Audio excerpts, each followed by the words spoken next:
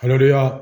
하나님과 주 예수로부터 오는 은혜와 평강이 이 방송을 청취하는 모든 이들에게 충만하기를 간절히 축원합니다. 진리의 성령님의 인도를 따라서 말씀이 깊게 통찰되어지고 깨달아지는 은혜가 있기를 원합니다.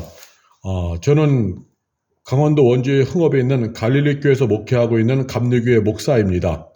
제가 지금 진행하는 유튜브의 이 방송의 방식은 시청이 아니라 청취의 방식입니다. 라디오처럼 언제나 귀로 들을 수 있는 청취의 방식으로 진행되기 때문에 이 방송에 대해서 부담 없이 언제 어디서나 틀어서 들으시면 됩니다. 이 시간 다룰 주제는 솔로몬입니다. 솔로몬.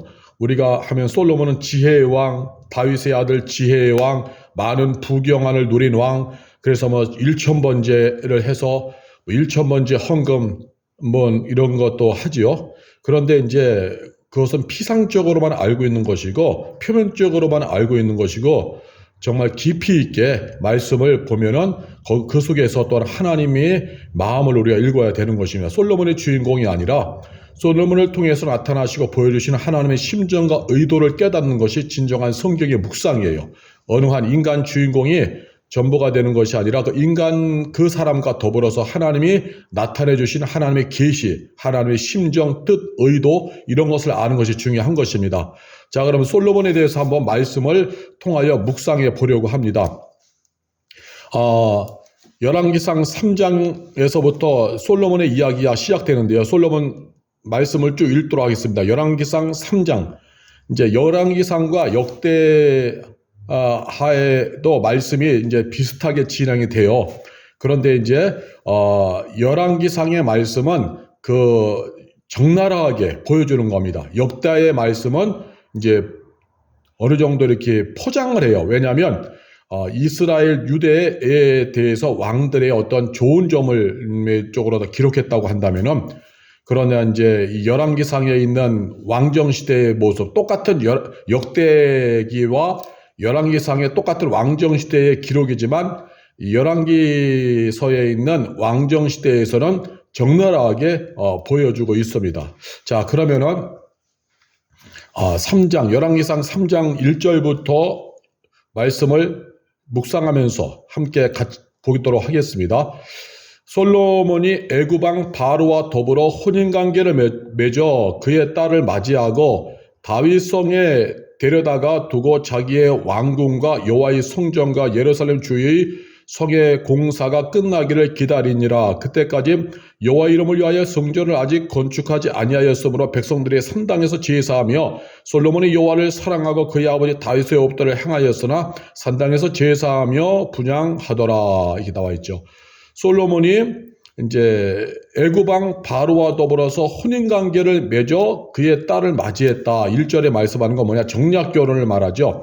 그 당시에 솔로몬 시대에 강대국이 애굽이었어요. 애굽. 그래서 애굽의 공주와 혼인관계를 맺어서 아내로 맞이하는 것입니다. 그런데 이것이 정략결혼에서 했는데 좋은 것을 기대했겠지만 이것이 나중에 발목을 잡습니다. 발목을 잡아요. 이것을 내가 영성이 올라오고 믿음이 올라가서 이것을 누르고 제압하면은 좋지만, 그러나 믿음이란 것이 관리가 안 되면 이 바로의 공주의 딸에 가지고 있는 그 바로의 공주의 딸이 가지고 온 풍습, 우상문화의 가치, 그런 것들이 이제 수면으로 올라오는 거죠. 더군다나 솔로몬이 이제 나이가 들고 영성 관리 못할 때 실제로 이 바로 공주, 애굽의 가치를 제어하지 못해서 거기로 따라가게 되어집니다. 영성 관리는 죽을 때까지예요. 30대, 40대 때만 영성이 대단하고 50 넘어가고 60 넘어가면서 노인으로 늙어가면서 영성 관리 못해서 무너지는 경우가 많습니다. 그래서 불신의 아내의 의견에 동의하며 따라가는 경우도 많죠. 어쨌든 오늘 본문에서 이제 이렇게 솔로몬도 정략 결혼을 통해서 바로의 딸과 결혼했고, 솔로몬은 그렇지만 아직까지 영성이 있어서 믿음이 있어서 3절에 여호와를 사랑하고 그의 아버지 다윗의 옵들을 행하였으니 산당에서 제사하며 분향하였더라. 하나님께만 예배하고, 분향은 기도를 말하는 거예요. 제사는 예배를 말하고 하나님께 제사 예배하며 분향하더라, 기도했더라. 하나님 다윗의 법도를 대로 간 것이죠. 구약에서 항상 산당이라는 것은요, 이렇게 내가 신앙이 있고 하면은 이곳이 예비하는 곳이 되죠. 왜냐면 아직 성전이 건축되기 전이었으니까. 그런데 신앙의 병들고 영성이 무너지면요, 이 산당이 우상숭배의 진원지가 됩니다. 솔로몬이 이제 믿음이 있으니까 이제 그 산당에 가서 이제 하나님을 예비하는 거예요. 4절에 보니까 이에 왕의 제사로 기본으로 가니 거기는 산당이 큼이라 솔로몬이 그 제단에서 1000번제를 드렸더라.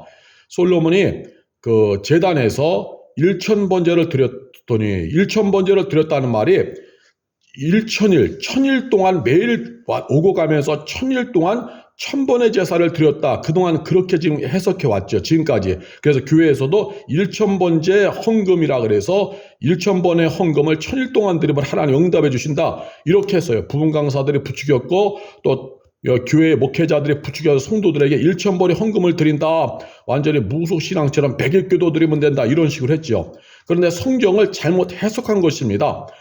1000일 동안 드린 것이 아니라 그 제단에서 1000번제를 드린 거예요. 쉽게 말하면 1000마리의 번제를 그 제단에서 드린 거예요. 물론 이것이 하루가 될 수도 이틀이 될 수 있겠죠. 생각해 보세요.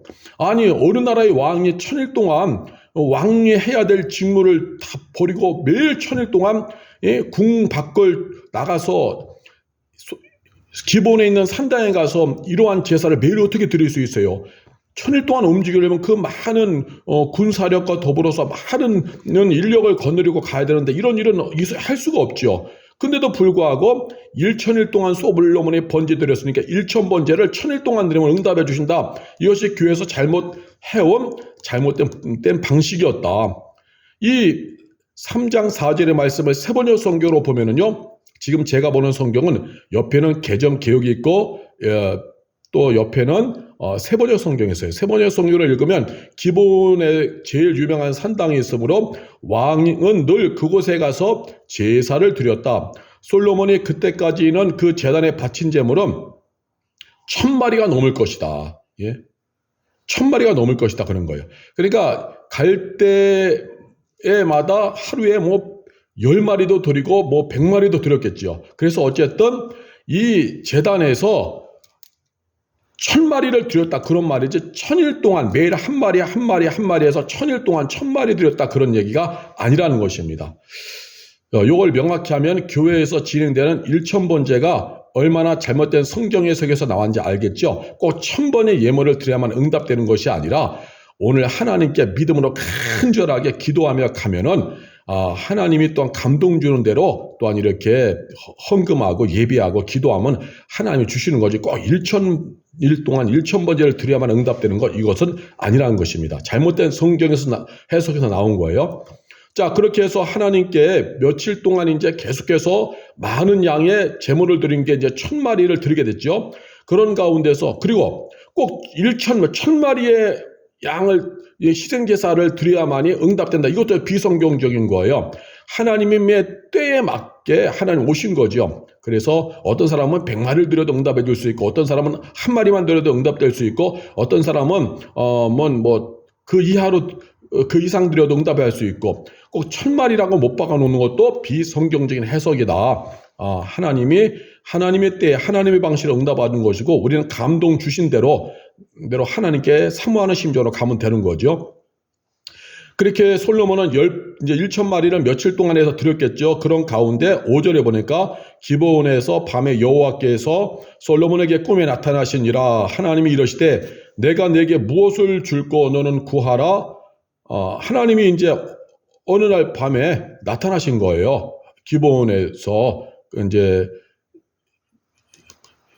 제사를 예배를 드린 솔로몬에게 주님께서 꿈속에 나타나셔서 내가 너에게 무엇을 해주기를 원하느냐 구하여라 이렇게 하나님 말씀한 거죠. 그때 솔로몬이 말합니다. 6절 이하에 솔로몬이 이르되 주의 종 내 아버지 다윗의 성실과 공의와 정직한 마음으로 주와 함께 주 앞에서 행함으로 주께서 그에게 큰 은혜를 베푸셨고 주께서 또 그를 위하여 이 큰 은혜를 항상 주사 오늘과 같이 그의 자리에 앉은 아들을 그에게 주셨나이다. 나의 하나님 여호와여 주께서 종으로 종의 아버지 다윗을 대신하여 왕이 되게 하셨사오나 종은 작은 아이라 출입할 줄을 알지 못하고 왕께서 택하신 백성 가운데 있나이다. 그들은 큰 백성이라 수요가 많아서 셀 수도 없고 기록할 수도 없사오니 누가 주의 이 많은 백성을 재판할 수 있사오리이까. 듣는 마음을 종에게 주사 주의 백성을 재판하여 선악을 분별하게 하옵소서. 솔로몬이 이제 이것을 이제 구한 거죠. 지혜를 달라는 거예요. 그냥 하나님께서 나에게 맡겨주신 이 백성, 이 나라를 잘 통치할 수 있도록 나에게 지혜를 주옵소서. 그러니까 먼저 하나님의 기뻐하는 기도, 하나님 나라와 하나님의 의를 구한 거죠. 자신의 어떤 물질을 주시고 자신의 권력을 주시고 능력을 주시고 이런 기도가 아니라 그렇게 기도하니까 10절부터 계속 읽겠습니다. 솔로몬이 이것을 구하며 그 말씀이 주의 마음에 든지라.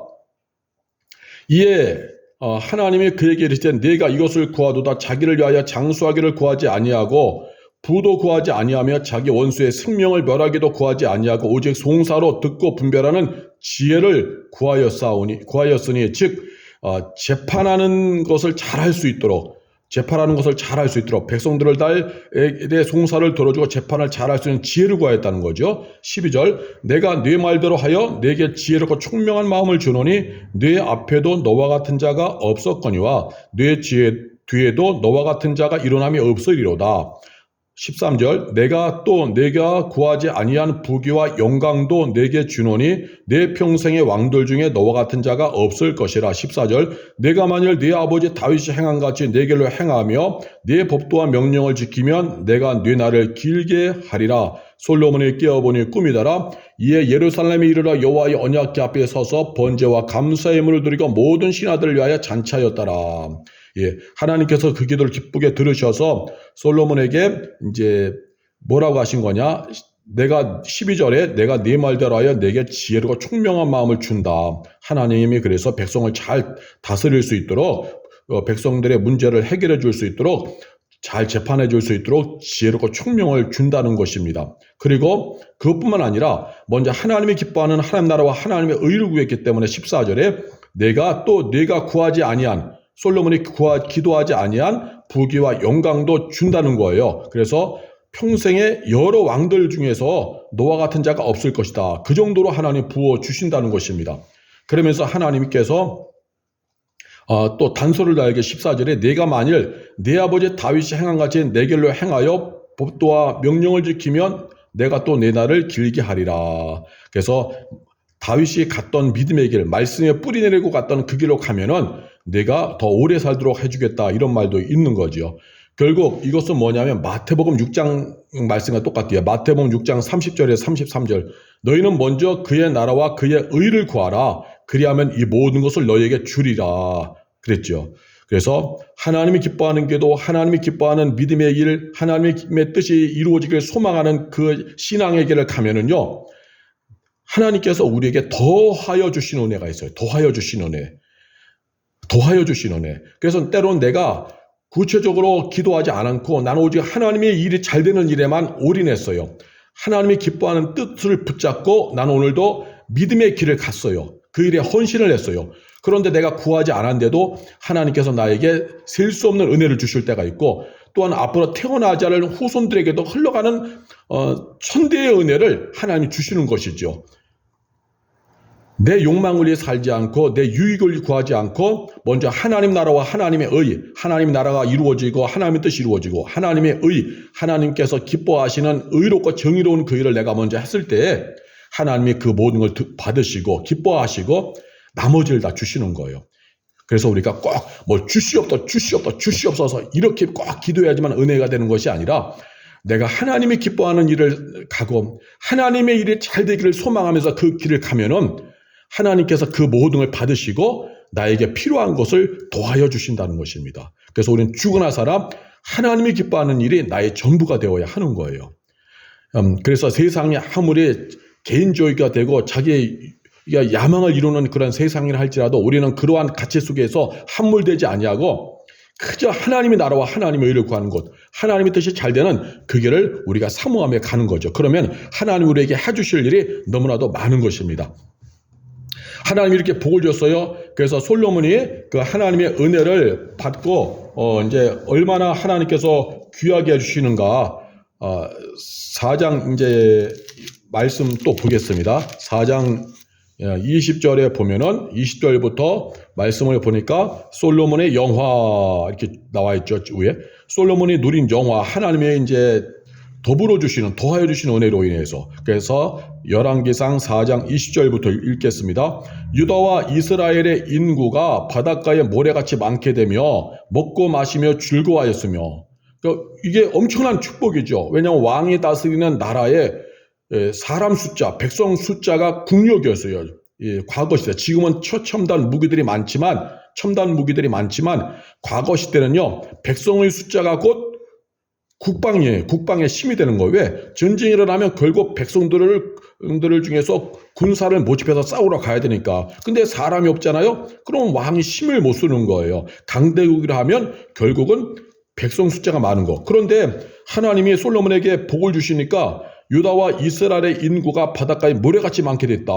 이 말은 결국 경제력, 일할 수 있는 경제력이고 나라를 지킬 수 있는 국방력이 되는 거죠. 이러한 은혜가 주어진 것입니다. 또 21절 솔로몬의 그 강에서부터, 그 강이란 건요, 세번역 성경을 보면 솔로몬은 유프라테스 강에서부터 블레셋 영토에 이르기까지 또 이집트의 국경에 이르기까지 모든 왕국을 다스리고 그 왕국들이 솔로몬이 살아있는 동안 조공을 바치면서 솔로몬을 섬겼다. 그러니까 동서남북 사방에서 솔로몬에게 다 다가와서 솔로몬에게 조공을 바쳤다. 그럼 유프라테스 강은 뭐냐? 동쪽을 말하는 거야. 동쪽. 유프라테스 강, 티그리스 강 있잖아요. 동쪽에 있는 나라들. 또 블레셋 영토는 뭐냐? 서쪽 해안지죠. 세안지대. 그러니까 서쪽 주중의 끝에까지 있는 거, 서쪽을 말하고, 이집트는 뭐냐? 남쪽을 말하죠. 남쪽. 이집트는 남쪽의 국경 이르기까지 모든 왕국들이 다 솔로몬의 밑으로 들어온 거예요. 그러니까 솔로몬의 그런 왕국들을 다스리고 속국 삼아서 그런 왕국들이 전부 다 솔로몬에게 조공을 바치면서 섬긴 거. 이건 엄청난 거죠. 하나님이 이렇게 강하게 이게 솔로몬을 은혜를 주신 거예요. 솔로몬과 그 나라에. 그리고 22절에 솔로몬의 하루의 음식은 가는 밀가루 30고로요, 굵은 밀가루가 60고로요. 였죠. 이것을 이제 세번역으로 읽어보면요. 솔로몬이 쓰는 하루 먹거리는 잘 빻은 밀가루 30섬과 거친 밀가루 60섬과 또 23절 살찐 소 10마리와 목장소 20마리와 양 100마리이고 그 밖에 수사슴과 노루와 암사슴과 살찐 새들이었다. 세번역 성경으로 보니까 이해가 쉽죠. 이렇게 많이 늘 것을 음식이 풍성하게 궁에서 먹을 수 있을 정도로 이렇게 나라가 부강했다는 거죠. 솔로몬이 혼자 먹은 것이 아니라 그와 함께 있는 궁중에 속한 모든 사람들이 같이 먹는데 이러한 음식들이 매일매일 올라올 정도로 나라의 경제가 돌아갈 정도로 부국 강병이 되어진 거예요. 자, 이제 세번역 성경으로 해서 계속 이제 또 읽도록 하겠습니다. 24절에 보니까 솔로몬은 유프라테스 강 이쪽에 있는 모든 지역국 딥사에서부터 가사 이르기까지 유프라테스 강 서쪽의 모든 왕을 다스리며, 유프라테스는 이제 서쪽에를 말하죠. 오늘날로 말하면 이제 중동 지역이 되겠죠. 그 모든 지역을 다스리며 주위의 모든 민족과 평화를 유지하였다. 그만큼 부국 강병이 된 거예요. 부국 강병. 하나님의 은혜로. 또 25절. 그래서 솔로몬의 일생 동안의 단에서부터 부엘세바 이르기까지 유다와 이스라엘의 모든 사람은 저마다 자기의 포도나무와 무화과 아래에서 평화를 누리며 살았다. 단에서 부엘사, 단은 이스라엘 국경의 북쪽을 말하고 부엘세바는 남쪽이죠. 그러니까 이스라엘 전 국토가 이게 평화를 누리며 산 거예요. 왜?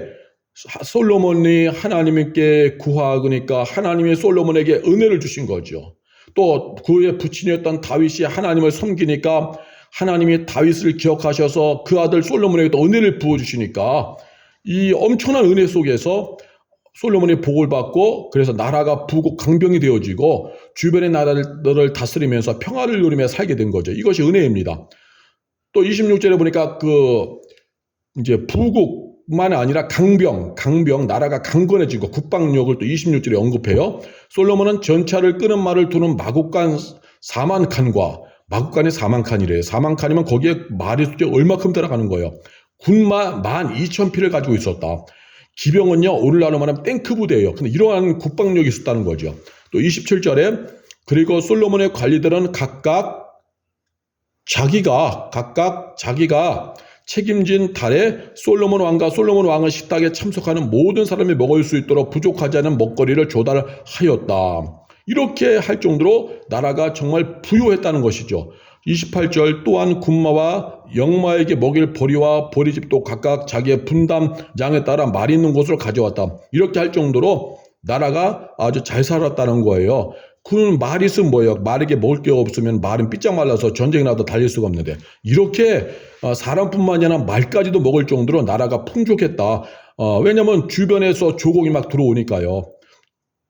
또 29절에 보니까 하나님께서 솔로몬에게 지혜와 총명과 넓은 마음을 바닷가의 모래알처럼 한없이 주시니 막 은혜가 막 임한 거예요. 은혜가 그냥 막 물밀듯이 온 거예요. 하늘에서 은혜비가 내린 것입니다. 솔로몬의 지혜는 동양의 어느 누구보다도 이집트의 어느 누구보다도 뛰어났다. 그는 어느 누구보다도 더 지혜로웠다. 에스라 사람 에단과 마올의 아들 헤만과 갈골과 다르다보다도 더 지혜로웠으므로 그의 명성은 주의 모든 민족 가운데 자자하였다. 그는 3,000가지의 잠언을 말하였고 1,005편의 노래를 지었고 레바논에 있는 백향목으로부터 벽에 붙어서 사는 우슬추리까지 모든 초목을 놓고 논할 수 있었고 짐승과 새와 기어다니는 것과 물고기를 두고서도 가릴 것 없이 논할 수 있었다. 34절 그래서 그의 지혜에 관한 소문을 들은 모든 백성과 지상의 모든 왕은 솔로몬의 지혜를 들으려고 솔로몬에 들어서 배우려고 몰려왔다. 이거 은혜가 넘치는 거죠. 아버지 다윗이 하나님을 헌신하네 그 은혜가 흘러오고 솔로몬은 또 하나님을 경외하는가 아버지 다윗이 통하여 흘러오는 은혜를 받을 믿음의 그릇되니까 또 솔로몬도 하나님을 찾으니까 그 그릇에 막 은혜가 임하는 거예요. 근데 역으로 말하면 부모가 아무리 부모님의 신앙이 좋고 열심히 헌신해서도 그 자식이 하나님을 떠나고 믿음이 없으면 믿음의 그릇이 없잖아요. 그러면 부모의 복이 그 아들에게 흘러오길 수가 없어요. 왜? 하나님은 공의의 하나님이기 때문에 천대의 은혜라 할지라도 내가 믿음의 그릇 되고 하나님을 섬길 때 부모를 통해 부모가 헌신해서 이루어놓은 그 천대의 은혜가 내가 흘러오는 겁니다. 솔로몬은 믿음이 건강하니까 영성이 있으니까 하나님을 경외하니까 그래서 하나님을 구하니까 아버지 다윗을 통하여서 예비된 그 흘러오는 은혜 그 은혜가 그대로 올라오고 본인도 또 하나님을 구하니까 그냥 매일매일의 은혜가 충만해지는 거죠. 엄청난 일들이 일어나는 것입니다. 그 외에 더불어서 솔로몬이 또 이제 성전을 또 건축해요. 5장부터는 솔로몬이 이제 또 예루살렘 성전을 건축하는 그런 것이 기록되어져 있죠. 그래서 이제 6장에 보니까 6장 1절에 이스라엘 자손이 애굽에서 나온 지 480년이요 솔로몬이 이스라엘 왕이 된 지 15월 곧 둘째 달에 솔로몬이 여호와를 위해 성전 건축하기를 시작하였더라. 솔로몬이 성전 하나님의 성전까지도 예루살렘에다 건축을 합니다. 그리고 실제로 6장 14절에 솔로몬이 성전 건축하기를 마쳤어요. 그리고 나서 이제 외형을 마치고 이제 내부를 이제 하는 거죠. 그런데 이 성전이 건축되는 곳이 어디냐? 아브라함이 이삭을 하나님께 제물로 희생제물로 바치려고 했었던 모리아산이에요. 그 모리아산에서 이제 솔로몬이 그곳에다가 성전을 건축하고 있는 거예요. 성전을 건축해요. 놀라운 일 아닙니까? 딱 이것이 대략 1000년이에요. 아브라함이 이삭을 하나님 말씀에 순종하여 모리아산에서 바치려고 했었던 그 모리아산, 약 그곳에서 1000년의 세월이 흐른 후에 솔로몬이 지금 그 모리아산 터위에다가 성전을 건축한다. 그래서 하나님을 위해 헌신한 그 자리에 가장 귀한 것이 세워지는 것입니다. 그래서 이제 38절에 보니까 열왕기상 6장 38절에 11째 해 불월것 8째 달에 그 설교와 식양대로 성전 건축이 다 끝났으니 솔로몬이 7년 동안 성전을 건축하였더라. 성전을 건축한 것이죠. 또 7장 1절에 또 7장부터는 성전 외에도 자기의 궁을 건축합니다. 7장 1절에 보니까 솔로몬이 자기의 왕궁을 13년 동안 건축하여 그 전부를 건축하니라. 자기의 왕궁까지도 이제는 짓죠. 솔로몬이 이렇게 해서 어마어마한 부국 강병을 이루고 성전도 건축하고 자기의 왕궁도 건축을 합니다. 그렇게 했을 때 이제 하나님께서 솔로몬에게 그런 어마어마한 복을 주시고 그런 어마어마한 일을 할 수 있는 은혜를 주시는 하나님이 나타나셔서 또 하나님이 말씀하십니다. 두 번째로 솔로몬에게 나타나셔서 말씀하시는데 무슨 말씀을 하시느냐? 열왕기상 9장의 말씀입니다. 열왕기상 9장 말씀인데 그 위에 보니까 여호와께서 다시 솔로몬에게 나타나시다. 자, 말씀을 읽도록 하겠습니다. 솔로몬의 여호와의 성전과 왕궁 건축하기를 마치며 자기가 이루기를 원하던 모든 것을 마친 때에 여호와께서 전에 기본에서 나타나신 같이 다시 솔로몬에게 나타나사 3절 여호와께서 그에게 이르시되 네 기도와 네가 내 앞에서 간구한 바를 내가 들었은즉 나는 내가 건축한 이 성전을 거룩하게 구별하여 내 이름을 영원히 그곳에 두며 내 눈길과 내 마음이 항상 거기에 있으리니 내가 만일 가정법이에요. if 영어로 if 만일 네 아버지 다윗이 행한 같이 마음을 온전하게 하고 바르게 하여 내 앞에서 행하며 내가 네게 명령한 대로 온갖 일에 순종하여 내 법도와 율례를 지키면 내가 네 아버지 다윗에게 말하기를 이스라엘의 왕에 오를 사람이 네게서 끊어지지 아니하리라 한 대로 내 이스라엘의 왕위를 영원히 견고하게 하려니와 이게 만일 4절에서 말한 대로 만일 if예요. 그러니까 아버지 다윗이 말씀에 순종해서 하나님 뜻이 전부가 되어 살았던 것처럼 내가 그렇게 순종하여서 순종하는 믿음으로 살면은 아버지 다윗과 약속했다는 그 은혜가 내게서 그대로 이루어진다는 거죠. 가정법이기 때문에 그러나 만일 내가 아버지 다윗과 다른 길로 말씀에 불순종하는 길로 가면은 이러한 왕이 올 사람들이 끊어지지 않게 한다는 이러한 약속은 이루어질 수 없다. 그러는 거예요. 또 6절에 보니까 6절에도 또 만일로 해요. 6절 만일 가정법 if예요. 너희가 너희의 자손이 아주 돌아서서 나를 따르지 아니하며 내가 너희 앞에 둔 나의 계명과 법도를 지키지 아니하고 가서 다른 신을 섬겨 그것을 경배하면 만일 아버지 다윗과는 전혀 다른 불신앙의 길, 말씀을 버리는 길로 가면은 7절에 내가 이스라엘을 내가 그들에게 준 땅에서 끊어버릴 것이요. 하나님이 끊어버린다. 그 땅에서. 그럼 소멸이죠. 소멸. 내 이름을 위하여 내가 거룩하게 구별한 이 성전이라도 내 앞에서 던져버리니 이스라엘의 모든 민족 가운데 속담거리와 이야기거리가 될 것이며 이렇게 지금 멋있게 지은 성전이라도 하나님이 던져버린다. 하나님께서 그 성전을 외면하신다는 거예요. 외면하신다. 그러니까 아무리 성전이 화려해도 본인들은 이 성전에 하나님 임하신다고 자랑해도 실제로 하나님은 그 성전을 외면해 버리신다. 그것이 7절에 나와요. 나는 내가 준 그 땅에서 이스라엘을 끊어버릴 것이고 내 이름을 기리도록 거룩하게 구별한 성전을 외면하겠다. 라는 것이죠.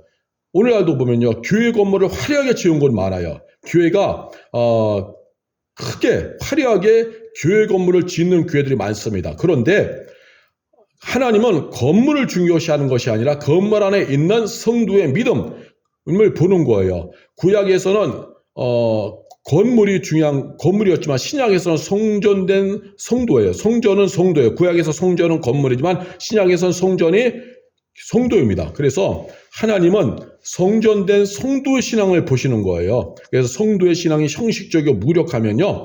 아무리 건물이 화려하게 지었다 할지라도 하나님 외면하신다. 하나님 외면하시는 거예요. 눈길 한번 안 주십니다. 그런데 내가 그래서 우리는 건물 외형이 중요한 것이 아니라 그 안에 있는 성도와 목회자가 회개하며 하나님 말씀 붙잡고 믿음의 일을 힘쓰고 하나님의 뜻이 이루어지는 일에 힘쓰고 순종하며 살고 이런 것이 중요한 것, 영성의 삶.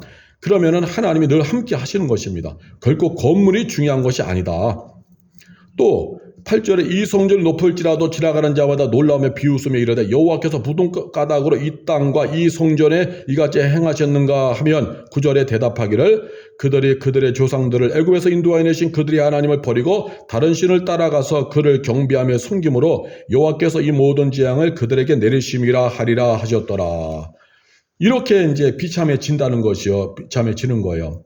그래서 만일 if인 것처럼 만일 하나님을 잘 섬기면은 다윗에게 약속한 은혜와 복이 그대로 임하는 것이고 그러나 만일 다윗에게가 더불어 다윗이 갔었던 그 믿음의 길 말씀에 순종하고 정말 믿음으로 살았던 그 신앙의 길을 거부하고 죄악의 길, 불신앙의 길, 우상 숭배하는 길을 가면은 하나님을 떠나면은 하나님께서 이스라엘을 버리신다. 솔로몬을 버리신다. 이렇게 하는 거죠. 굉장히 중요한 말씀이죠. 그래서 하나님은요, 언제나 우리에게 다 주고 싶어 하시는 거예요. 솔로몬에게 다 주셨잖아요. 부국, 강병, 예루살렘 성전도 건축하고 본인의 왕궁도 건축하고. 그런데 하나님은 항상 그것이 있어요. 우리를 아시기 때문에. 우리는 언제든지 떠나가고 변할 수 있는 자임을 아시기 때문에. 태초에 에덴 동산에 아담과 하와를 창조하시고 그곳에서 풍성함과 부유함을 누리며 하나님을 경외케 하셨을 때에도 아담과 하와가 뱀의 그런 간교한 그런 계략에 넘어가서 미혹되어서 결국 하나님의 말씀을 어기고 선악과를 먹었잖아요.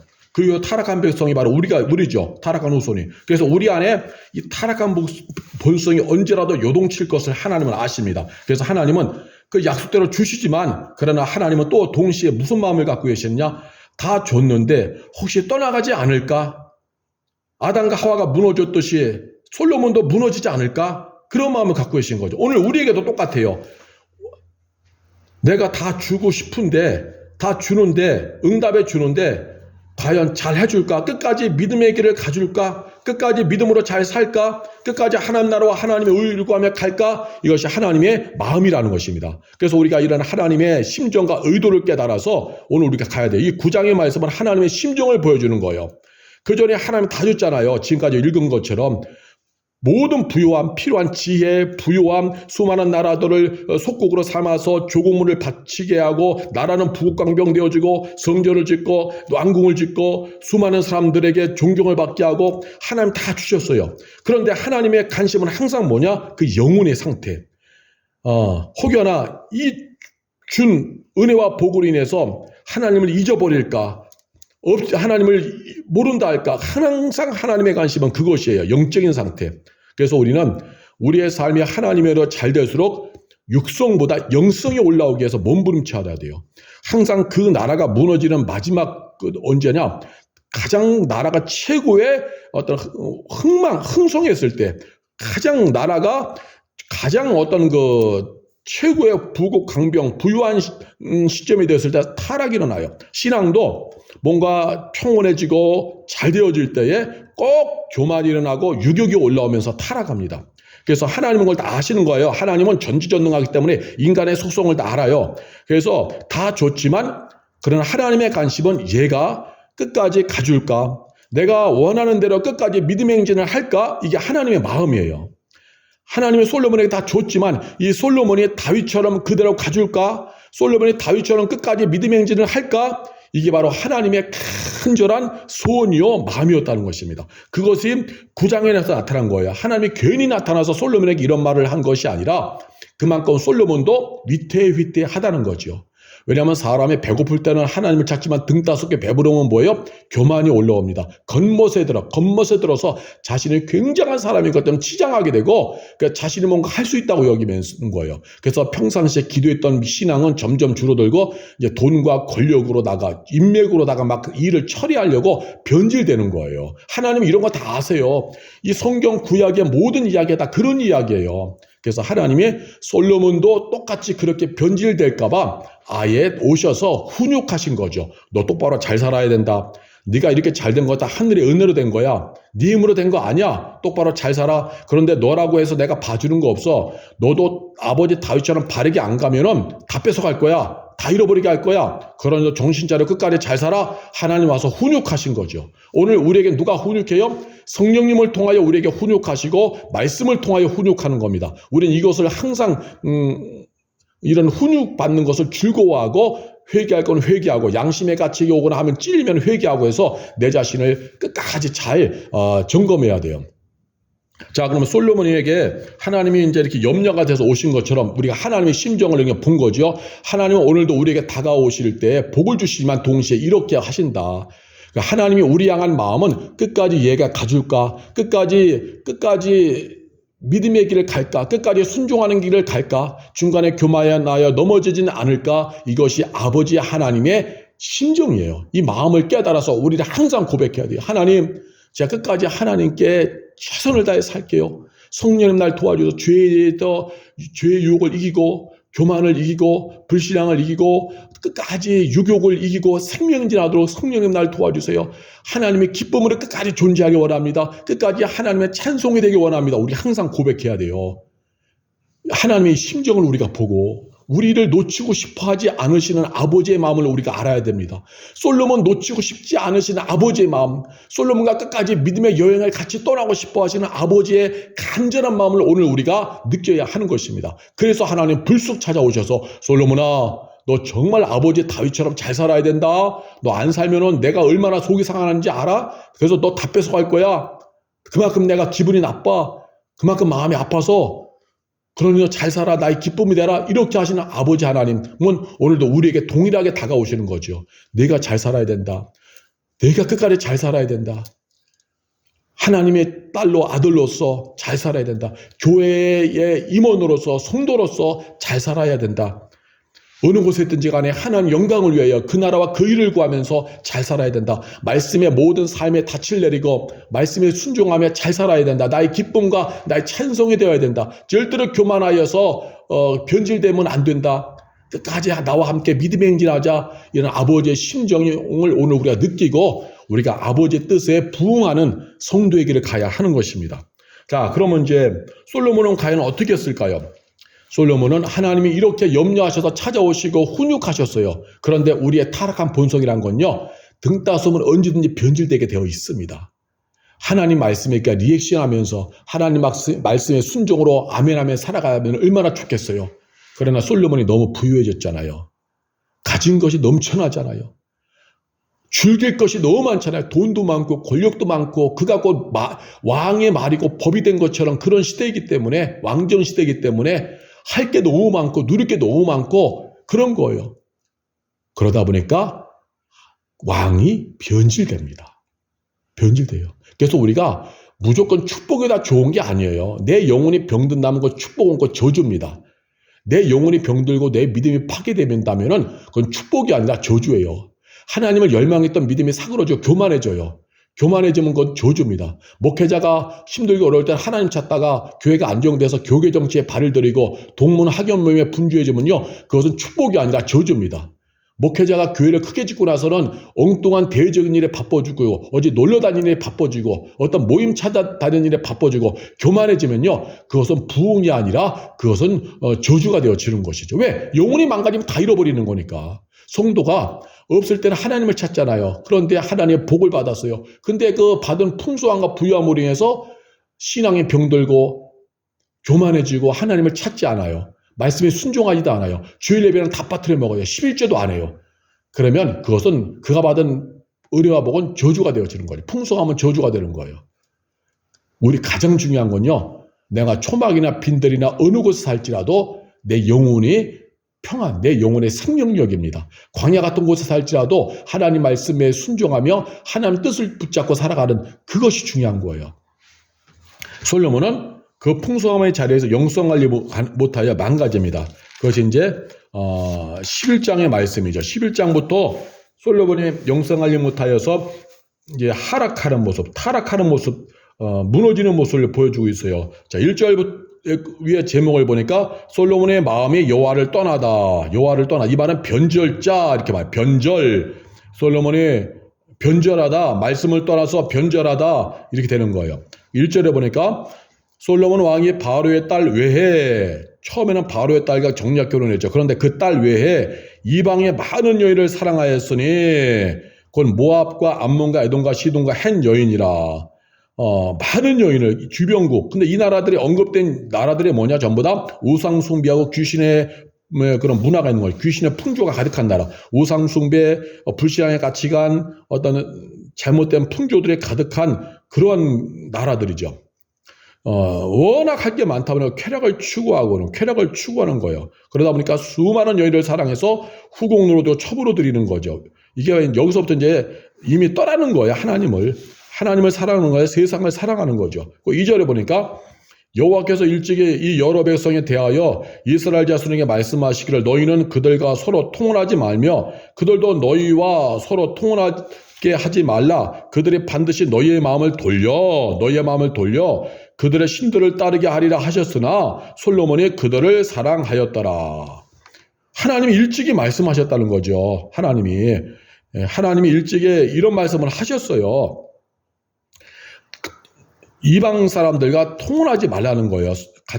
왜냐, 통혼하게 되면 단순한 결혼이 아니라 이방 여인들은 그 나라의 우상 숭배의 문화, 불신앙의 문화 이런 것들을 가지고 온다는 거죠. 오늘날로 말하면 기독교 여자 청년이 중동의 이슬람의 남자 청년이 매력있게 생겼다고 해서 중동의 이슬람 남자 청년과 부모의 반대를 무릅쓰고 결혼을 했어요. 좋지요. 사랑한다는 미명하에 했으니까. 그런데 중요한 건 뭐냐? 영혼의 문제, 영적인 문제, 신앙이 다른 거예요. 그러면 중동은요, 이슬람을 버리면 그 죽음이에요, 죽음. 배교하면. 근데 우리나라는 기독교를 떠나도 죽지는 않잖아요. 그냥 교회의 신앙을 바꿨다 이렇게 하잖아요. 신앙을 각자의 취향을 여기는 이런 불신 풍조 때문에. 그러면 누가 신앙을 버리느냐? 기독교 여인이 기독교 신앙을 버리고 그 남자의 신앙을 받아들이는 경우가 있는 거죠. 이렇게 되는 거예요. 심각한 거죠. 이슬람 사람은 단순히 이슬람 사람이 아니라 이슬람 종교로 가지고 오는 거기 때문에 이슬람 사람이 곧 이슬람 종교가 있기 때문에 무서운 거예요. 그래서 오늘날 기독교 여자 청년들이 이슬람의 남자들과 결혼하는 것은 정말 그건 조심해야 되는 겁니다. 그런데 구약에서도요, 통혼하지 말라 그런 거예요. 이방 종교를 섬기는 그런 국가의 여인들과. 왜? 이스라엘이라고 하는 공동체 신앙이 무너지기 때문에. 그런데 솔로몬은 그러한 이방의 여인들과 결혼한 결과 솔로몬이 어떻게 되느냐? 무너지는 거예요. 얼마나 많은 여인들을 사랑하고 그런 여인들과 통혼했느냐? 솔로몬이 3절에 보니까 솔로몬 왕은 후궁이 700명이요 첩이 300명이라 그의 여인들이 왕의 마음을 돌아서게 하였더라. 하나님이 말씀하신 대로 딱 맞았죠. 하나님이 염려하신 대로. 세상에 왕의 후궁이 700명이고 첩이 300명이래요. 도합 몇 명이에요? 1000명이에요. 1000명. 1000명. 그 이름이나 다 이을지 모르겠어요. 얼굴이나 다 기억할지. 그러면 이 1000명의 일방 여인의 사람들이 왕의 궁으로 와서 살 때 그냥 일개 여인이 아니라 그 나라의 우상의 문화, 우상의 가치관, 불신의 가치관, 하나님을 섬기지 않는 불신앙의 풍조들을 갖고 와서 각자가 섬기는 거예요. 후궁들이 각자 살고 있는 머무는 처소에서 우상 숭배하고 점을 치고 불신앙의 풍습을 자행하고 이런 일들이 일어나는 거예요. 그리고 3절 마지막에 그러한 여인들이 왕의 마음을 돌아서게 변절시켰다는 거죠. 하나님을 섬기던 왕의 마음을 변절시켰다. 이게 뭐예요? 이미 여인들을 사랑하면서 결혼하면서부터 솔로몬은 이미 하나님이 염려해서 하셨던 그 말씀을 다 버리고 떠나가는 거예요. 엉뚱한 길로. 하나님이 염려하셨던 그대로 솔로몬도 역시나하고 변질하는 거예요.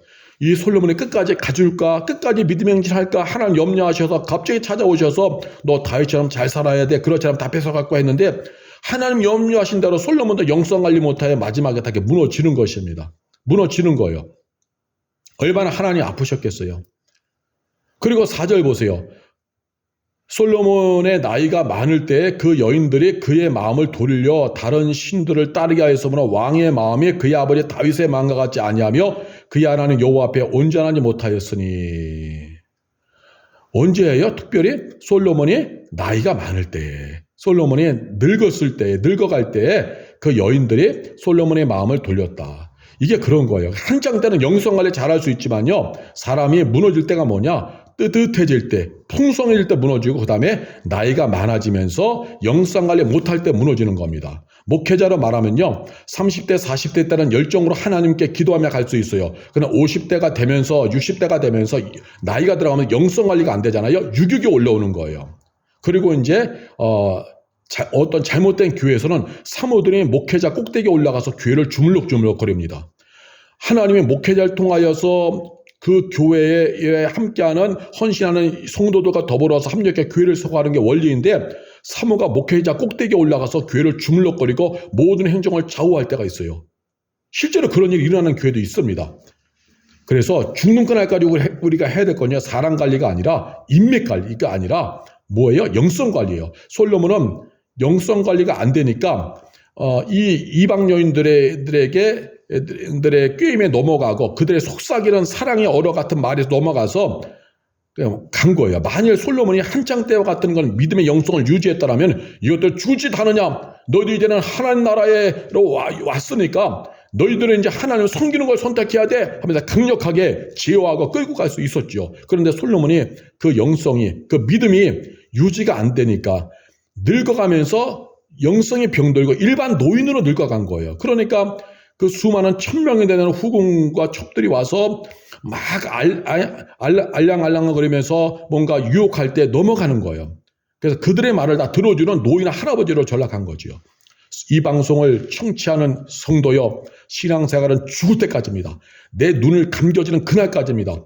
그러므로 오늘날도 보면요, 60 넘어가면서 신앙이 무너지는 경우가 많아요. 70 넘어가면서 또 무너지는 경우는 더 많아요. 80 넘어가면서 무너지고 더 많아요. 몸도 아프고 마음도 약해지다 보니까 세상 가치관에 무너지고 돈의 가치관에 무너져서 하나님 믿어도 되는 것 없다, 가난하다, 궁핍하다, 건강이 약하다, 이게 무너지는 경우가 많습니다.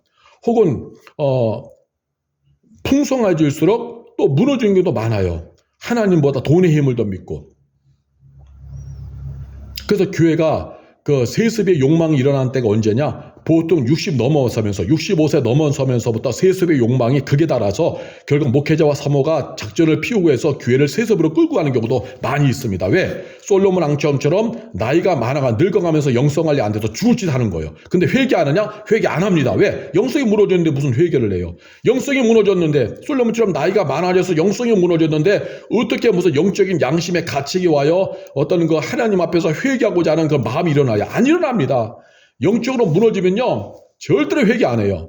목회자건 교인이건 목회자건 성도건 영적으로 무너지면요, 하나님 말씀이 들려와도요, 딴청 피우고요, 그 말씀 귀담아 안 듣고 회개 안 합니다.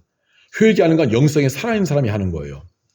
솔로몬이 보세요. 나이가 많을 때 영성이 무너지고 믿음이 무너지고 다윗과 전혀 다른 길을 가니까 오히려 하나님 말씀이 귀에 들어오는 것이 아니라 누구의 말이 귀에 들어와요? 그의 여인들이 그의 마음을 돌려 다른 신을 따르게 하여 됐으므로 왕의 마음이 아버지 다윗의 마음과 같지 아니하며 것처럼 여인들의 말이 돌려오는 거예요. 여인들은 누구예요? 우상 숭배과에서 자란 여인들이에요.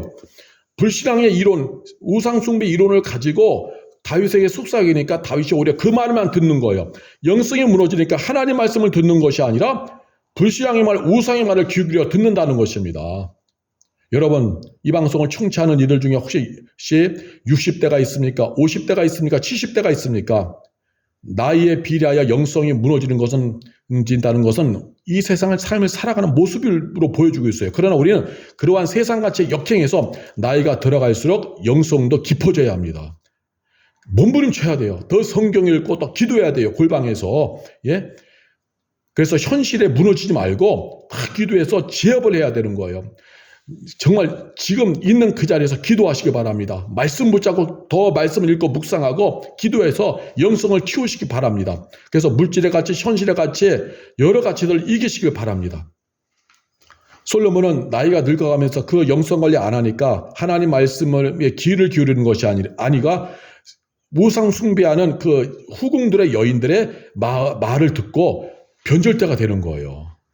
아버지 다윗의 마음 같지 아니하여 하나님 앞에 온전하지 못하였다, 이 말은 변절자가 된 거죠. 그래서 어떻게 했어요? 5절 이하에 보니까 이는 시돈 사람의 여신 아스타롯을 섬기고, 세상에, 하나님 나라의 왕인 솔로몬이 한창 때 하나님께만 기도했던 솔로몬이 우상을 섬기는 거예요. 시돈 사람의 여신 아스타롯을 섬기는 거예요. 시돈 사람의 여신 아스타롯. 그 다음에 암몬 사람의 가증한 밀곰을 따름이라. 암몬 사람의 우상인 밀곰을 따른 거예요. 암몬 사람의 우상인 밀곰. 예?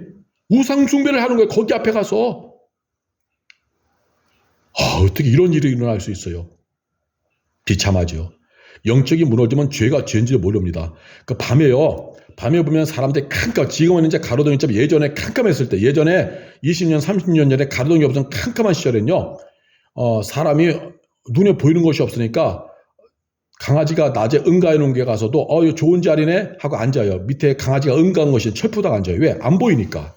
근데 화냈다라면 보이죠. 영적으로 캄캄해지면요, 똥인 줄 모르고 취하는 거예요. 죄가 죄인지 모르고 취하는 거예요. 내가 그걸 붙잡습니다. 왜? 영적으로 캄캄하니까 분별력이 없어요. 좋은 게 좋다는 식으로 가는 것입니다. 목회자도 영적으로 어두워지면요, 조계 정치 모임에 가는 거야. 왜? 남들이 다 그렇게 한다고 여기니까. 영적인 눈이 어두워지고 심령이 어두워지면요, 동문 학연 모임에 가서 거기에다 닫히려래요. 그러니까 좋은 관계 맺으면 내가 좋은 목회지로 내가 이동할 수 있겠다. 헛된 소망을 가져요. 근데 영적으로 맑고 예민해지면요, 그것이 죄인 줄 알고 하나님 말씀에만 닻을 내리고 하나님이 기뻐하는 일에만 올인합니다. 죽든지 살든지 하나님이 기뻐하는 길로 가는 거예요. 성도도 똑같아요. 내가 하나님만 믿는 믿음이 살아있으면요, 분별이 되기 때문에 죽을 짓과 살 짓을 구분합니다. 살 길을 가요. 근데 성도도 영적으로 어두워지고 영적으로 예민도가 떨어지고 솔로몬처럼 늙어가면서 영성 관리 안 되면요, 죽을 길을 살 길처럼 여기면 간다니까요. 우상 숭배하고 점집 가서 점 보러 다녀요. 여러분, 타락한 교인들 중에서 점집 가는 사람 의외로 많습니다. 타락하고 변절된 교인들 중에서 술 먹는 사람 얼마나, 술부대처럼 술 먹는 교인들 의외로 많습니다. 영성 관리가 이미 마비된 거예요. 그런 사람들이 기도하는 거 하나님 안 들어줘요. 그런 사람들 예배하는 건 돼지의 피를 드린 것 같다. 이사야서에서 말씀하고 있습니다. 절대로 하나님이 그 예배 안 받으십니다. 목회자들 중에서도요, 영성적이 어두워져서 세상 가치가, 세상의 신념이 종교가 돼가지고 말씀보다 신념을 중시하는 목회자들은요, 술도 먹고요, 엉뚱한 짓 많이 합니다. 죄악된 짓. 성도도 점집 찾아가고 우상 숭배하는 일 겁없이 해요. 불법 불의로 겁없이 해요. 왜 그러느냐? 영성 관리 안 하니까. 솔로몬도 하나님이 그렇게 염려하신 그 염려하대로 혹시 얘가 떠나면 어떻게 할까? 하나님이 그렇게 염려하셨는데 솔로몬은 그대로 가버리는 거예요. 하나님의 마음을 외면하고. 그래서 영성관리 나이가 들어가면서 영성관리 안 되니까 우상 숭배하는 첩들의 마음, 후궁들의 마음에 귀를 기울이고 말씀에 귀를 기울이지 않고 그런 말에 귀를 기울여서 우상 숭배하고 결국 실제로 우상 숭배를 자행한 거예요.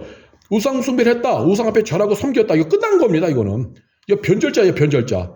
이거는 변절자예요. 이건 실패한 겁니다. 또 6절 이하에 보니까 솔로몬이 여호와의 눈앞에서 악을 행하여 그의 아버지 다윗이 여호와를 온전히 따른같이 따르지 아니하고 여호와의 눈앞에서 악을 행했다. 이거 신앙이 살아있으면 이렇게 못하지요. 믿음이 살아있으면 주님 앞에서 악행을 저지를 수가 없죠. 그런데 영이 병들고 신앙이 병들고 육성화되니까 영성이 죽고 육성이 올라오니까 변절자의 길을 가니까 양심의 끄리낌도 없이 가는 거예요. 하나님 눈치 보지 않고 막 사는 거예요. 그의 아버지 다윗이 여호와를 온전히 따른같이 따르지 아니했다. 이 말은 다윗은 말씀의 길, 믿음의 길, 하나님 뜻을 이루는 길로 간 거잖아요. 솔로몬은 말씀을 부정하는 길, 말씀을 거부하는 길, 하나님을 부인하는 길로 간 거죠.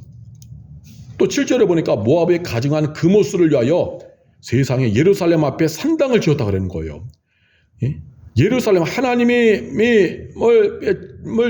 예비하는 예루살렘 성전 앞에, 성전 그 산에 앞에다가 뭘 지었느냐? 산당을 지었다는 거야. 산당. 금오수, 우상스러운, 혐오스러운 금오수라고 하는 우상의 그러한 을 섬기는 산당을 지었다. 또 암몬 자손의 가증한 몰록을 위하여 그같이 하였으며 암몬 자손의 혐오스러운 우상 몰렉을 섬기는 산당도 지었다는 거예요. 성전 앞에다가. 예? 성전 앞에다가. 야, 어떻게 이런 일을 할 수 있는가? 또 9절에 8절에 그가 또 그의 이방 여인을 위하여 다 그와 같이 한지라 그들이 자기들의 신들에게 분향하며 제사했더라. 그러니까 모압의 금오스를 위한 산당, 암몬 자손을 섬기는 몰록 우상을 위한 산당뿐만 아니라 8절에 또 그의 이방 여인들, 수많은 후궁과 첩이 섰다 그랬잖아요. 1000명. 그 1000명의 이방 여인들, 우상 숭배하는 국가 이방 여인들을 위하여 다 그와 같이 하니까 세상에 예루살렘 성전 앞 산에, 예루살렘 성전 앞 산에, 예루살렘 성전이 있으면은 그 앞에가 무슨 산이냐? 동쪽 산이에요. 동쪽 산. 예루살렘 성전을 마주보고 있는 동쪽 산에 수많은 우상의 산당들, 쉽게 말하면 우상의 신전들을 지어놓은 거죠. 누구를 위해서? 그 여인들의 말을 듣고 여인들이 좋아하는 대로 다 지어준 거예요. 하나님 섬기는 하나님 나라에 이 우상에게 숭배하는 산당들을 지어놨으니 백성들이 왕이 그렇게 되니까 다 따라가는 거예요. 백성들이 왕이 합법화 시켜준 거죠. 여러분, 이것은요, 타락이고 변절입니다. 이것은 일반 사람이 할 수 없어요. 이것은 불신앙의 사람들이 하는 것이고 이방의 국가들이 하는 건데 이거를 하나님 나라의 왕이 하고 있어요. 겁 없이. 그래서 그 사람들이 합법적으로 뭐 한 거예요? 8절 마지막에 보니까 그들이 자기들의 신들에게 분향하며 제사하더라. 합법적으로 할 수 있는 장소까지 세워주니까 합법적으로 하나님 섬기는 이스라엘 국가 안에서 합법적으로 지금 우상에게 향을 피우며 제사를 지내는 일이 일어난 거예요. 야, 한심하지 않아요? 하나님께 열왕기상 3장에서는 1000번째의 제물로 예배하고 하나님의 영광을 구하고 믿음의 길 갔던 솔로몬 이렇게 망가졌어요. 왜? 나이가 들면서 영성관리 못하고 또 부국강병이라는 부국강병 부유한 위에 그 넘쳐나는 그런 복을 누린 가운데서 느슨해지는 거죠. 그런 가운데 영성이 마비되고 어두워지고 이방 여인들을 좋아해서 그러한 여인들을 1000명이나 거느리니까 그들의 말에 귀를 기울이고 하나님 말씀을 아예 제쳐놓고 죽을 길 가는 거죠. 리더가 잘못되니까 결국 백성 전체가 다 힘들어지는 것입니다. 그래서 9절 이하에 보니까 솔로몬의 마음을 돌려 이스라엘의 하나님 여호와를 떠남으로 떠났다 그러자 변절자가 된 거예요. 이미 여호와께서 그에게 진노하시니라. 하나님 진노하시는 거죠. 여러분 하나님을 떠나면 하나님도 떠나십니다. 그러나 하나님을 내가 존귀히 대접하면 하나님은 존귀히 대접해요. 3장에서는 솔로몬이 하나님을 존귀히 대접했기 때문에 하나님도 솔로몬을 존귀히 대접해 주셔서 지혜 외에도 부국강병을 주시고 성전도 건축하고 궁전도 짓게 하신 거죠. 그런데 하나님을 멸시하면 하나님도 그를 멸시하십니다. 하나님을 박대하면 하나님도 그를 박대하시는 거예요.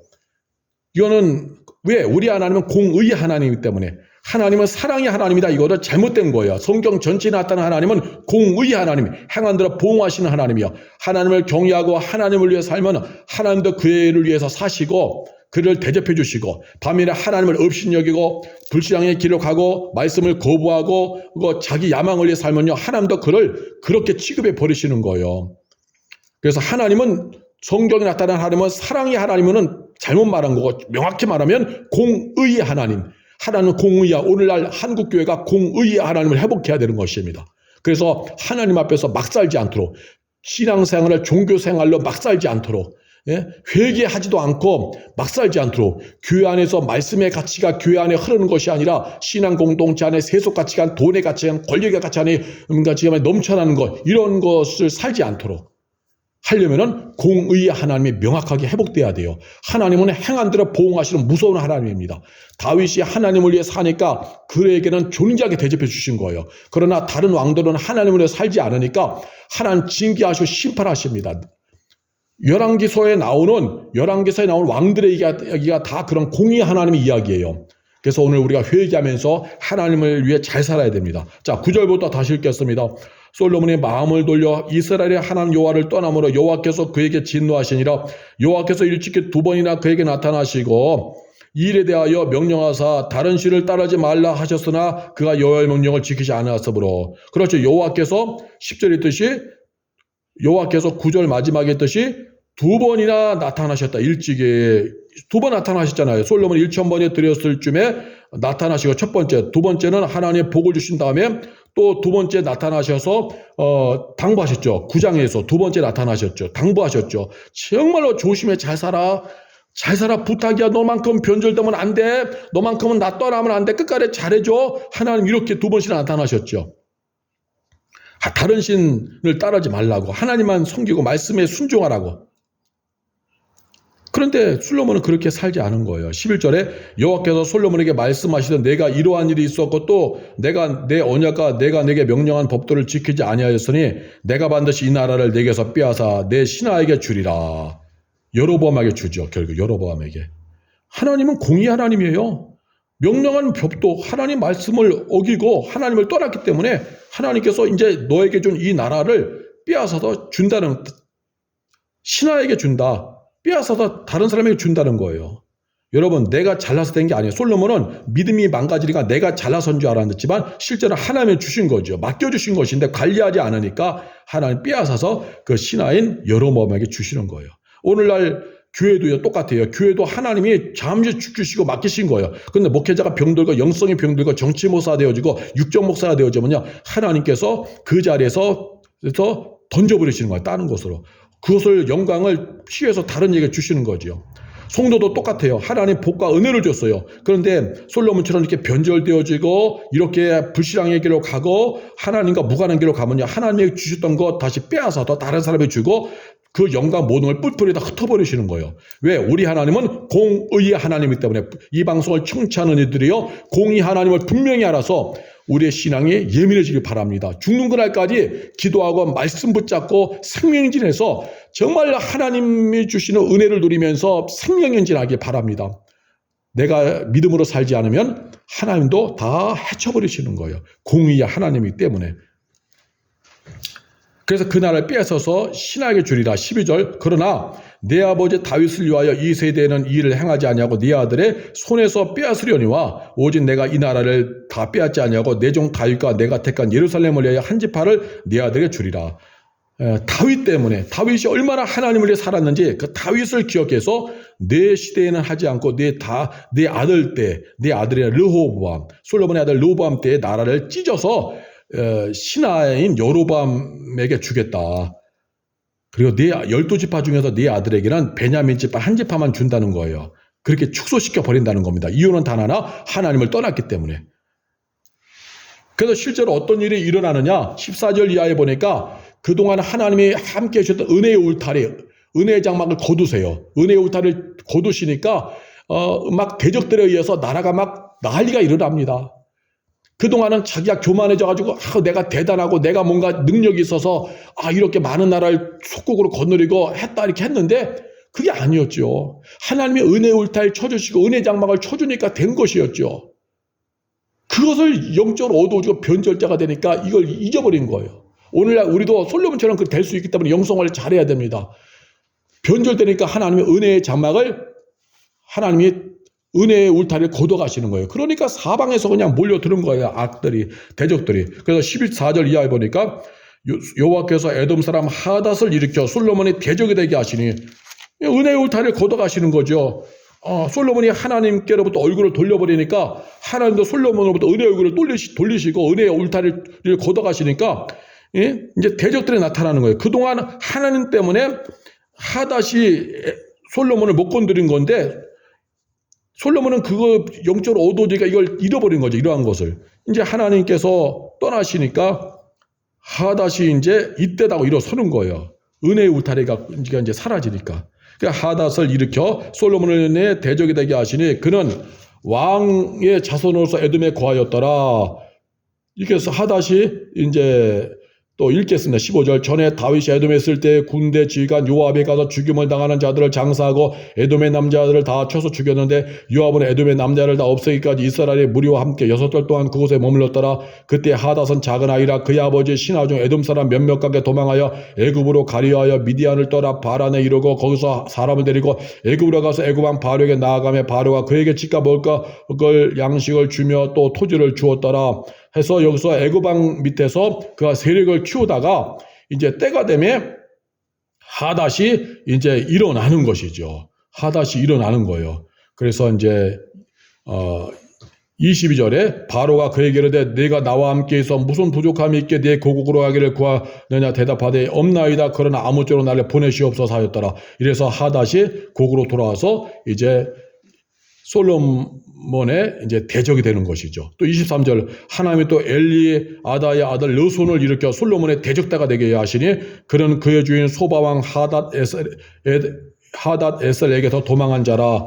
다윗이 소바 사람을 죽일 때 르손의 사람들을 자기에게로 모으고 그 무리 괴수가 되어 다메섹으로 가서 살다가 거기서 왕이 되었더라. 솔로몬이 일평생에 하닷이 끼친 환란에 르손 수리아 왕이 되어 르손이 수르와 왕이 되어 이스라엘을 대적하고 미워하였더라.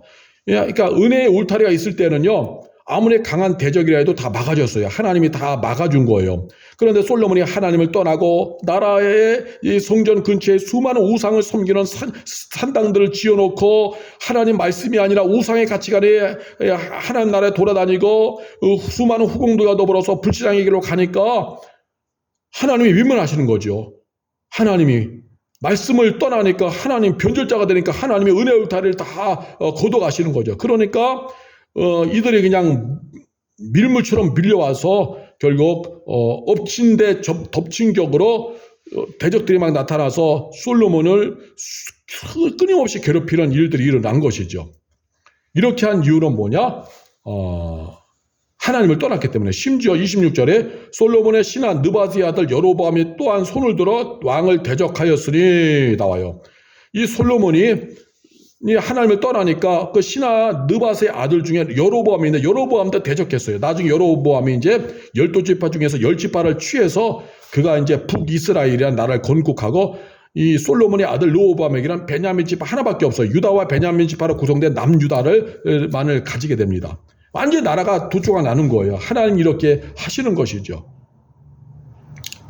그래서 하나님께서 솔로몬이 그렇게 하니까 실제로 30절 열왕기상 11장 30절에 아이야가 자기가 입은 새 옷을 잡아 12조각으로 찢고 여로보암에게 이르되 너는 10조각을 가지라. 이스라엘의 하나님 여호와의 말씀이 내가 이 나라를 솔로몬의 손에서 찢어 빼앗아 10지파를 내게 주고 오직 내 종 다윗을 위하여 이스라엘 모든 지파 중에서 택한 성읍 예루살렘을 위하여 한 지파를 솔로몬에게 주리니 이는 그들이 나를 버리고 시돈 사람의 여신 아스타롯과 모압의 신 그모스와 암몬 자손의 신 밀곰을 경배하며 그의 아버지 다윗이 행한같이 아니하여 내 길로 행하지 아니하며 나보기에 정직한 일과 내 법 또한 내 율례를 행하지 아니함이라.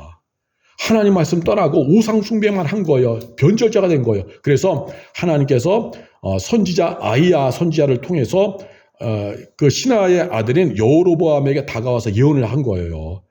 10조각을 여로보암에 주면서 10지파를 건너려 네가 나라를 건국하게 되고 솔로몬에게는 다윗을 기억하사 아주 망하게는 하지 않고 그에게 베냐민의 한 지파만 줘서 유다와 베냐민으로 된 작은 나라로 축소시키겠다. 이유는 단 하나, 하나님 떠나고 우상 숭배해서. 이 방송을 청취하는 이들이여, 하나님은 공의의 하나님입니다. 사랑의 하나님이라는 건 잘못된 거예요. 공의의 하나님, 행한 대로 보응하시는 분이에요. 죄가 있어도 참고 인내하는 분이 아닙니다. 회개 안 하면 하나님도 은혜를 거둬가십니다. 장막을 거둬가십니다. 은혜의 울타리를 거둬가십니다. 그러면 그동안 하나님의 은혜로 되었는데 하나님의 은혜가 떠나니까 대적이 오는 것이고 문제가 오는 것이고 수많은 갈등들이 일어나는 것입니다. 그래서 오늘 이 말씀을 깨달아 우리 죽는 그날까지 영성관리 잘해야 돼요. 50이 넘어갔어도 영성관리 잘해야 되고 60이 넘어가서 더욱더 기도하는 시간을 많이 가져서 현실에 의해서 내 신앙이 망가지지 않도록 기도하고 70이 되고 80이 되면 다 기도하고 정말 말씀 붙잡고 살아야 되는 겁니다. 왜냐하면 몸이 아프고 물질이 부족하고 그러면 무너질 수 있는 거예요. 육적인 것이 다 올라올 수 있어요. 솔로몬도 나이가 많아지면서 부패한 것처럼 우리가 나이가 들어가면서 늙어가면서 50, 60, 70이 되면서 우리는 언제든지 무너질 수 있어요. 목사도 60 넘어가면서 은퇴 준비하면서 무너지는 경우가 많습니다. 그냥 노인으로 늙어가요.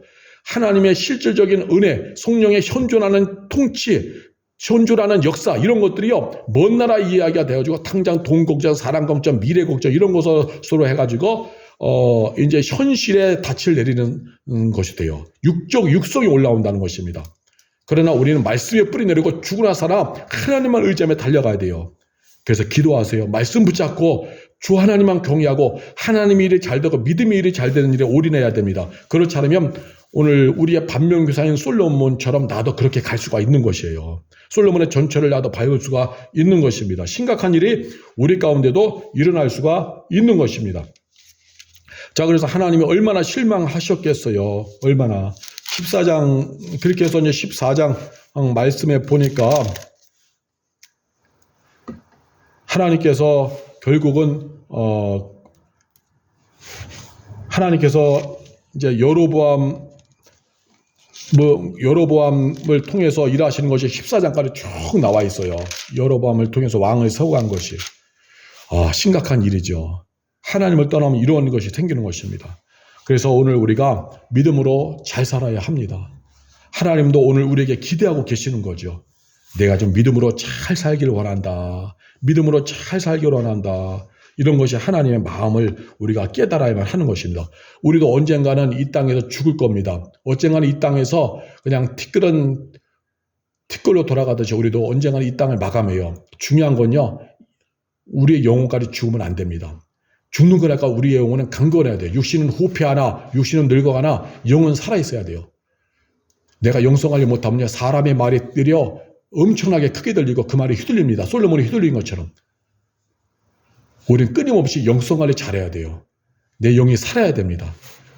아무리 인생에서 한창 때 은혜를 받고 복을 받았다 할지라도요, 그 영성관리, 믿음관리 못하면 하나님 다 고독하시고요, 영혼이 망가지는 거예요. 솔로몬처럼 망가지는 것입니다.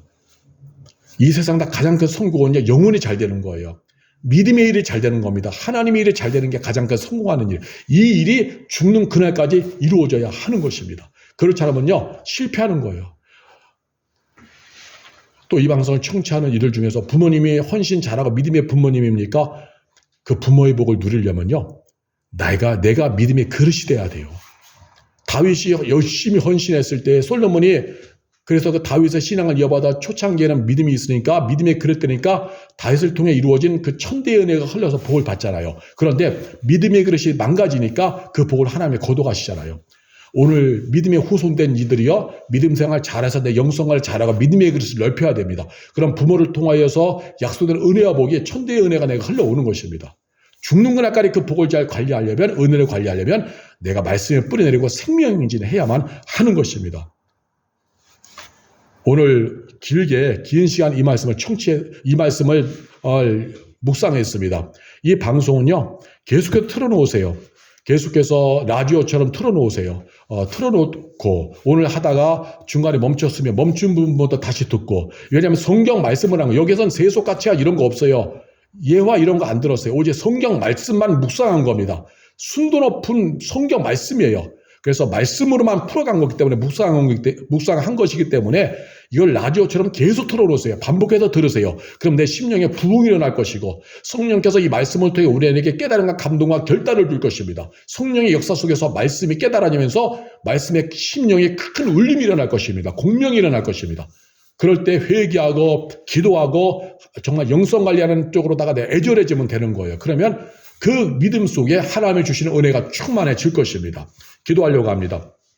하나님, 오늘 말씀을 묵상했습니다. 솔로몬의 이야기는 다른 사람의 이야기 아니라 우리의 이야기입니다. 우리도 자칫 잘못하면 솔로몬처럼 엉뚱한 길 갈 수 있습니다. 우리도 영성관리 못하면 우리의 신앙도 무너져서 변절자의 길 갈 수 있습니다. 이름과 껍데기는 교인입니다. 이름과 껍데기는 교회 중직이요 권사요 장로입니다. 이름과 껍데기는 목사회가 될 수 있습니다. 그런데 껍데기는 그러하다 할지라도 영이 병들 수가 있다는 것입니다. 껍데기는 화려한데, 껍데기는 성도인 것 같은데 영은 병들어서 망가져서 어두워져서 솔로몬처럼 우리도 그렇게 될 수가 있습니다. 우리 안에는 언제나 타락한 본성이 있고 공중원수 잡은 원수마귀는 언제라도 우리의 신앙을 무너뜨리려고 기웃거리고 있습니다. 그러므로 우리가 이 영적인 씨름에서 이기게 하여 주옵소서. 솔로몬과는 전혀 다른 생명의 길을 가도록 성령이 우리를 도와주시옵소서. 하나님 말씀에 뿌리 내리게 하여 주옵소서. 그래서 하나님이 기뻐하는 길을 가게 하여 주옵소서. 그래서 하나님의 자랑이 되고 하나님의 찬송이 되는 길을 가게 하여 주옵소서. 하나님 말씀에 리액션 잘하고 순종 잘하게 하여 주옵소서. 하나님의 일이 잘 되고 믿음의 일이 잘 되는 일에 최선을 다하는 저희가 되게 성령님 역사하여 주시옵소서. 그러면 하나님이 기뻐하시고 복을 주십니다. 하나님을 존귀히 대접하는 믿음의 행진을 하면 하나님도 우리를 존귀히 대접해 주십니다. 하나님을 경외하는 길을 가면 하나님이 우리를 기뻐하십니다. 그러나 솔로몬처럼 변질되고 말씀보다 세상 말에 귀를 기울이고 하나님보다 세상을 더 사랑하고 하나님과의 관계보다 사람과의 관계를 더 중시하고 영적으로 어두워지면은 하나님은 실망하십니다. 은혜의 얼굴을 돌리십니다. 은혜의 울타리와 장막을 걷어가십니다. 그러면 우리의 삶은 피곤해지고 어려워지고 힘들어지고 고난의 연속입니다. 그러면 오늘도 우리가 하나님 기뻐하시는 하나님의 사람으로 존재하게 오라오니 성령이 우리를 도와주시옵소서. 이 믿음 돋구세요. 예수님 잘 믿게 하시고 날 구원하신 예수 안에 거하게 하시고 하나님 나라와 하나님의 의를 구하며 믿음에 행진하도록 성령께서 우리를 도와주옵소서. 성령께서 우리에게 힘을 주시어서 우리 모두가 다 생명의 길을 가게 하옵소서. 귀한 이 로고스쿠의 유튜브를 찾아서 오늘 이 방송을 청취하는 이들에게 심령의 부흥이 일어나고 영혼의 부흥이 일어나게 하여 주시어서 정말 사람 쳐다보지 않고 환경 바라보지 않고 하나님만 바라보게 하시고 나이가 들어갈수록 영성은 더 강건해지게 하여 주옵소서. 솔로몬은 나이가 늙어가면서 영이 병들고 영성관리 안 하여 무너지고 변절자 되었는데 우리는 나이가 들어갈수록 더 기도하게 하시고 더 말씀을 가까이 하게 하여 주옵소서. 세상 헛된 것에 귀 기울이고 세상 헛된 정치 이야기, 헛된 세속 이야기, 우상 이야기, 마귀적인 이야기, 세상의 가치관에 빠져들지 않게 하여 주시옵시고 늙어갈수록 나이가 들어갈수록 다 하나님 말씀에 뿌리 내리고 생명행진하여 우리 모두가 다 승리하게 하여 주옵소서. 영혼이 잘 되는 일이 최선이 되고 믿음의 일을 잘 되는 일이 최선이 되는 이 가치가 죽는 날까지 변하지 않게 하여 주옵소서. 돈 많이 번 것이 성공한 것이 아니라 믿음이 잘 되는 것이 성공한 것입니다. 세상의 권력과 명예를 가진 것이 성공한 것이 아니라 영혼이 잘 되고 하나님의 일이 잘 되는 것이 성공한 것이오니 이 본질의 가치를 붙잡고 죽는 그날까지 우리 모두가 다 생명행진하도록 성령이 도와 주시옵소서. 공의 하나님이 오늘 우리에게 오실 때 우리에게는 축복의 하나님으로 은혜의 하나님을 만나게 하여 주시옵소서. 감사합니다. 영광 받으소서. 예수님의 이름으로 감사하며 기도합나이다. 아멘.